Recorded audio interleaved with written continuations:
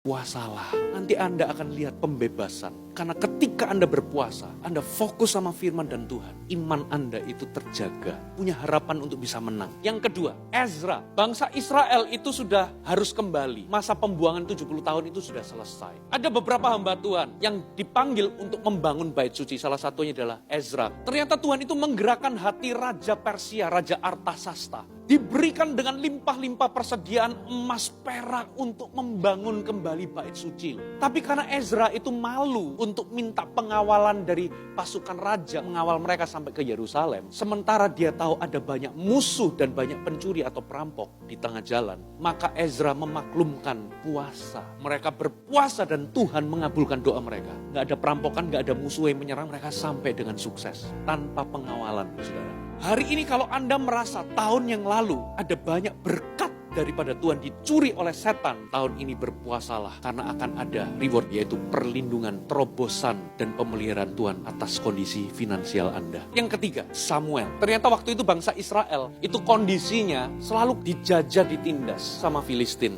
Karena waktu itu tabut perjanjian itu pernah diambil oleh Filistin, lalu kembali, tapi mangkrak 20 tahun di rumah Abinadab. Gara-gara itu Israel selalu kalah, ditindas. Tapi satu kali Samuel puasa, dan sepanjang hidupnya Samuel, mereka menang terhadap Filistin. Ini yang saya namakan reward kebangkitan rohani. Kalau keluargamu, dirimu, CG-mu, atau bangsa kita ingin sebuah kebangkitan rohani, harus ada umat Tuhan yang berdoa dan berpuasa. Yang keempat, Elia itu berpuasa. Elia itu menghadapi yang namanya depresi dan bergumul dengan emosi negatif. Elia itu diancam oleh Isabel untuk dibunuh. Dia melarikan diri sampai di titik depresi, mengasihani diri sendiri, bahkan punya kecenderungan untuk bunuh diri. Di tengah-tengah itu, saudara, dia berpuasa dan Tuhan memberikan harapan, kekuatan, dan keberanian lewat suara Tuhan di angin sepoi-sepoi. Bagi Anda yang bergumul dengan depresi, berpuasalah. Ketika Anda berpuasa, Anda fokus sama doa dan firman, disertai puasa, Anda akan mendengar suara lembut Tuhan yang memberimu harapan, kekuatan, dan membebaskanmu dari perasaan negatif.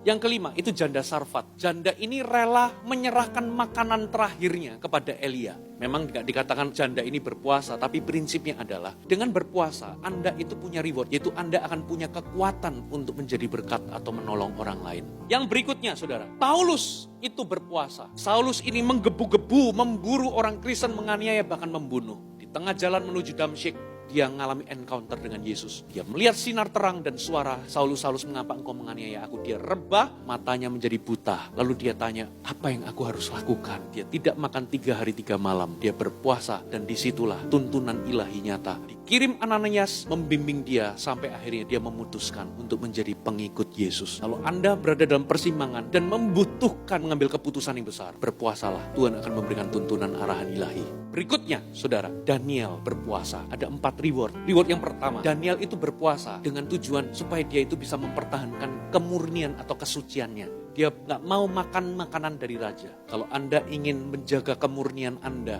terhadap dunia yang penuh dengan kecemaran ini, berpuasalah. Reward yang kedua, Daniel itu dapat karunia rohani, karunia hikmat. Dia itu dikatakan lebih cerdas, dia dan teman-temannya, dibanding dengan semua pesaing-pesaingnya. Yang ketiga, dia dapat promosi, diangkat di jabatan yang tinggi. Yang terakhir, dikatakan dia sama teman-temannya, Sadrak, Mesak, dan Abednego, lebih sehat ketimbang orang lain. Kalau Anda bergumul dengan kesehatan, dengan kesembuhan, dengan berpuasa, akan ada kesembuhan dan kesehatan ilahi. Yang berikutnya, setelah Daniel ada Yohanes Pembaptis. Yohanes Pembaptis ini gak makan seperti orang biasanya. Dia itu cuma makan madu dan belalang dari padang gurun. Lalu dikatakan, saudara, dia itu tidak minum anggur dan lain sebagainya. Apa yang dia peroleh? Dampak dan pengaruhnya itu besar kepada banyak orang. Dia membuat banyak orang berbalik kepada Bapa. Saudara, Anda ingin melihat anggota keluarga Anda diselamatkan? Anda ingin melihat orang-orang di sekitar Anda mengalami pertobatan? Orang-orang yang Anda kasihi berjumpa dengan Tuhan? Berpuasalah untuk mereka. Pengaruh dampak rohanimu akan memiliki efek atas hidup mereka dan mereka bisa kenal Tuhan melalui hidup Anda. Yang terakhir, Esther. Esther itu terancam nyawanya karena ada seorang yang bernama Haman ingin memusnahkan bangsa Yahudi. Lalu Mordekai, sepupunya yang jauh lebih tua, memperingatkan dia. Pada awalnya Esther menolak, tapi Mordekai memperingatkan, jangan dikira engkau ada di istana raja, engkau akan luput dari bencana ini. Jangan-jangan untuk saat-saat seperti inilah engkau diangkat jadi ratu. Akhirnya apa yang dilakukan oleh Esther? Dia ngomong begini, serukan, maklumkanlah puasa.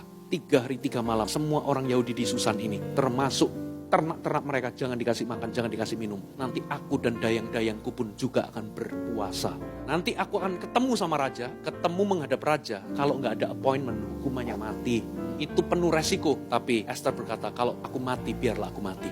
Esther sadar, dia itu punya karunia dan talenta. Apa karunia talentanya? Dia itu terpilih menjadi wanita tercantik. Yang kedua, dia itu punya koneksi. Dia itu adalah istri dari raja. Dan dia posisinya adalah ratu.